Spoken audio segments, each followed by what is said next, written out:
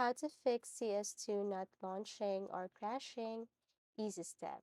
So first, you just have to open your Steam account or Steam application and look for CS2 and make sure that using the latest version of your Steam application and you are also using the latest version of the CS2. Or if you want to know that, you can also do this Steam update. Next thing to do is to right click your Counter Strike and then go to Browse Files. Okay, manage, go to Browse Files. And then here what you're going to do is just simply look for install files and then tap this verify integrity of game files. You have to make sure that there's no corrupt damage or there's no missing files here.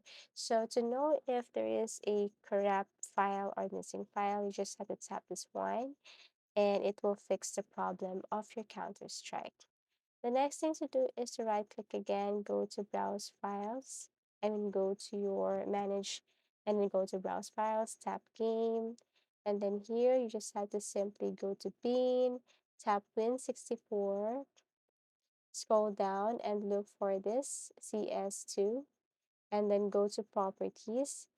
Now you have to go to Compatibility. Okay, and make sure that this one is, it's running compatibility for the Windows that you're using. Also, for settings below, you have to make sure that you run this program as administrator. Then click apply and OK. Now, the next thing to do is to simply exit this one. And you can now launch your Counter-Strike and see if this method works. If not, then proceed to the next step, which is to go to your terminal application.